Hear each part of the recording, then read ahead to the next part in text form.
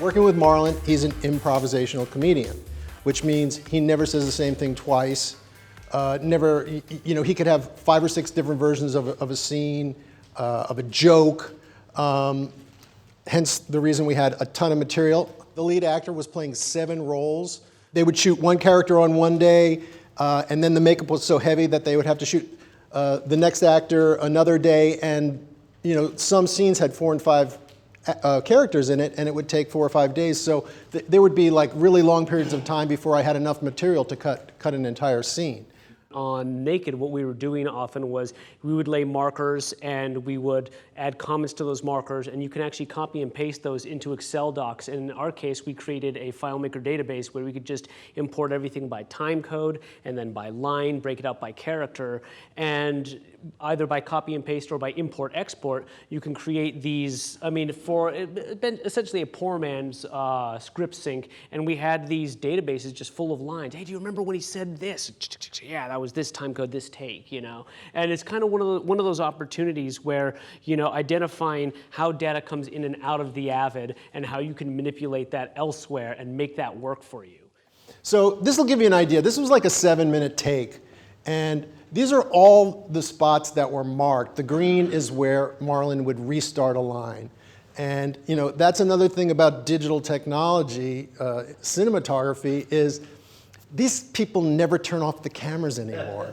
So it creates a lot of volume. And sometimes, the director will just walk up and start talking to the actors, and they could talk to the actors for 3 or 4 or 5 minutes sometimes. And I'm looking for the next bit of material, and it's frustrating because that's time out of my day, and that's taking me away from the creative process. So I had my assistants, we have our assistants do markers. This is the actual markers window. And again, this is for that one take. And those are the markers, tells you the person who did it, that's Jenny. Time codes, which I ignore. And then in the comments, and again, with the search tool, Command Find or whatever it is, you can search on any word.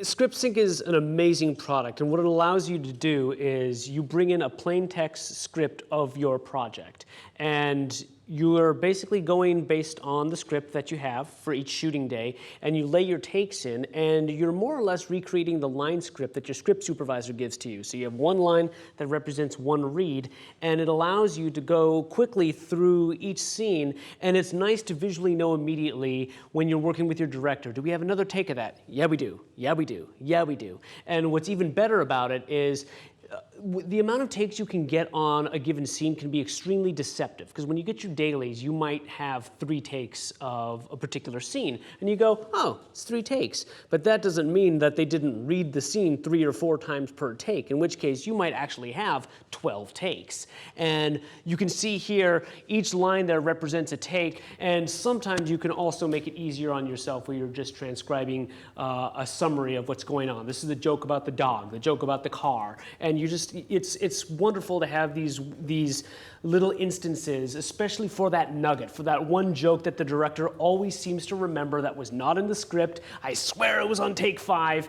It empowers the editor to say, as a matter of fact, it was in take 6, but yes, this is the one, because you always have it in your head, and there's nothing worse than being in that situation where take 5, I swear it's in take 5, and you go and you're checking take 5, and it's not in take 5, and you're going to walk back to them and say, I don't know what to tell you, it's not there. And there's no way around the fact that the amount of work that goes into this is staggering. It's easily a full-time job. But it's the most amazing thing when you're actually sitting there in the hot seat with your producers, with your directors, pulling out alternate takes. Deserter of the instant she got pregnant. Typical. Nevertheless, deserted them. Okay, so that was no good. Instant she got pregnant. So I would click on the next thing, and then I'd hear the next reading. Deserted her the minute she got pregnant. Typical. Deserted her the minute she got pregnant. Right? Yeah. Deserted her the instant she got pregnant. What a statistic. So that gave us like 5 different variations of that line, and You know, again, you could use it with markers, but sometimes it's just so much faster to use it in ScriptSync. This is the search tool in Avid, and it comes in really handy. You can search metadata in any column of any clip. Or sequence. You can even search script text. And just so you know, we are not paid by Avid. We have tons of gripes with Avid, and believe me, if they were to ask me, I would give them a piece of my mind. But ScriptSync is, you know, it's really something to get excited about, especially for somebody who's, you know, it makes your job easier after so many years. This was an example of blue screen, split screen. To the left is Marlon's double. Here's what the shot looked once it was comped. Very short clip, but I'm just going to show you. It's moving the camera very slightly. I think this is a different big house than the one you imagined. Okay, this is another motion control shot with Marlon playing two characters. It's a little bit longer. This is one of the earlier shots in the movie we shot. You're her son? I'm her son. That means we're brothers. There would be multiple takes of this, and again, you're kind of like getting into an area of editorial, which I never imagined that I would be in, which is you're dealing with multiple tracks on the timeline. You're trying to make sure the timing is matching the tempo of the joke and the move and what have you. And sometimes you would find yourself having to slow down in between lines, pauses, speed up in between pauses. All these things have become part of the editor's toolkit and job. And to that extent, they've also become part of the assistant editor's toolkit and job. Here's a little bit of Roto. We're twins! See, he's all over him. That short little shot. Visual effects supervisor said, don't do it. We don't want to do that. Of course, Jose, who's this crazy Argentinian guy, just said, what are you talking about? I'm doing this. And he went and he did it in After Effects, and it was awesome. And we showed it to the director, and he loved it. So game over. Once the director loves it, it's done. It's in the movie. And even before you get to the pull stage, you know, oftentimes the assistant editor, or if you are the visual effects editor, it becomes, we are sort of the first voice to establish, is it even possible? You know, we can just do a rough slap comp and go, this is absolutely going to work, which can put people at ease. But sometimes you turn into the first voice of, I don't know, we might have a problem here. And that's when you can be the first to get on the phone with your vendor and your VFX supervisor and say, okay, I think I need to make these pulls early before we're even done with the edit. Is this possible? Well, even if you go to film school, you kind of don't really get the in the trenches education that you get living in a film cutting room. And it came out of a lot of people were asking Richard, can they shadow him? And can they hang out in the cutting room? And yeah, absolutely. We love to mentor people and we love to help them out. But you know, it's a long process. So we kind of came up with this idea. We didn't know whether, you know, there were a lot of people that were interested in it, but in the first, you know, I think it was the first weekend we put up a post in some group or something, we had like 300 people respond. So we knew that it was something that people were interested in. Somebody comes to me and says, hey, Richard, can I come sit with you for a day? And I go, sure. And we're in the middle of dailies. And they go, hey, I want to learn how to do turnovers. And I go, I'm not doing turnovers for another 4 months, so it is what it is. Or I want to learn visual effects. Well, we're past visual effects. Sorry, we're doing turnovers now, so I can show you that.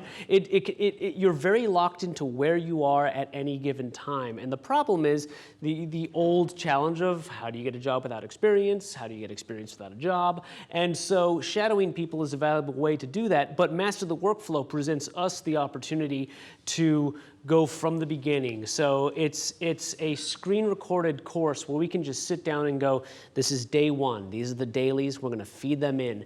And you're sitting over my shoulder as we go through from beginning to end so that you're not stuck with the situation of, I can show you one tiny piece of the puzzle today because that's where we are in the process. We even have an entire lesson dedicated to the diplomacy of the editing room because you know, you're dealing with a lot of creative individuals and a lot of egos sometimes, and you know, you don't want to step on toes and you want to get yourself blown out of the water, and you don't want to be, you know, a schmuck. I mean, you know, there's a time and place for everything, so it's important to learn those kind of skills. Part of our course is I give you my database, which is my active working database that I'm using on working projects. And Well, tell them which working project, come on. I'm currently working on Bill and Ted Face the Music. There you go. So, and it's an opportunity for myself to keep you current with